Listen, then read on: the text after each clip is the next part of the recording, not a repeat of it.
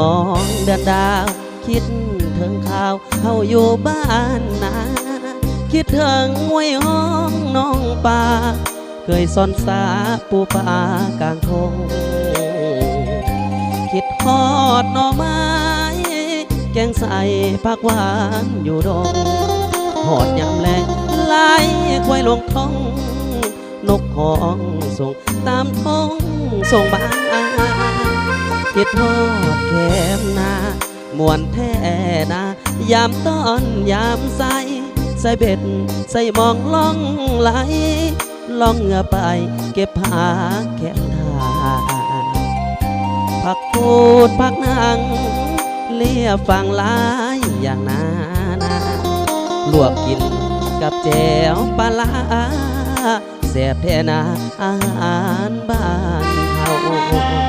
หอมยามฝนลินหอมกินไอดินขึ้นฟ้าสุขใจแท้นอบ้านนาคำแรงมาไต่เกียดแก้มนอ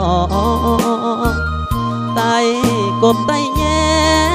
ได้หลายแท้จนว่าหล่นคอ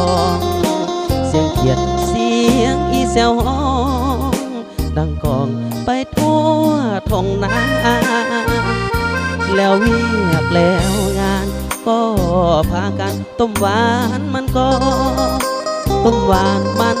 หมดแล้วเนาะเฮาก็ต่อต้มไก่คือว่า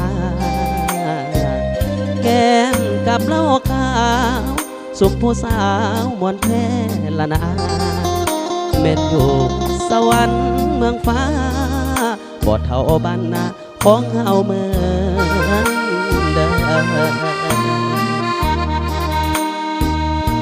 ก็ประกอบใจทั้งสภาพเอิ้นใส่เอิ้นหาเด้อทั้งโตทั้งต่างกระจิบจังเอาสเปียไปเลยที่พี่น้องเด้อเอาประกอบใจที่ได้เสิร์ฟเป่าผิดประทับใส่แต่พอดีเนาะ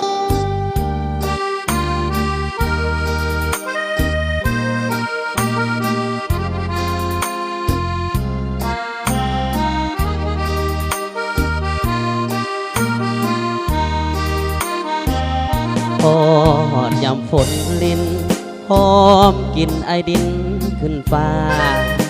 สุขใจแท้นอบ้านนาทำแรงมาไต่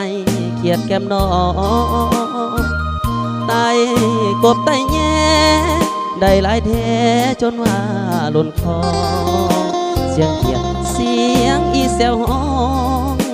ดังกองไปทั่วท้องนาแล้วเวียกแล้วงานก็พากันต้มหวานมันก็ต้มหวานมันหมดแล้วเนาะเฮาก็ต่อต้มไก่คือว่า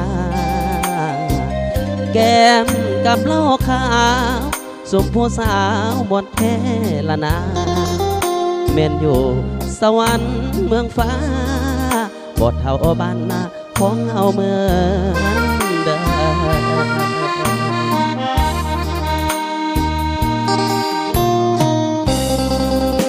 ขอบใจสำหรับเงินติดต่อจากในบ้านก่อนเปลี่ยนแล้วก็ทางในบ้านปักหลอกเด้ออายเด้ออยู่ดีมีเฮงเนาะรับรวยสุขภาพกันแล้วกันเด้อซื้อได้ใครมา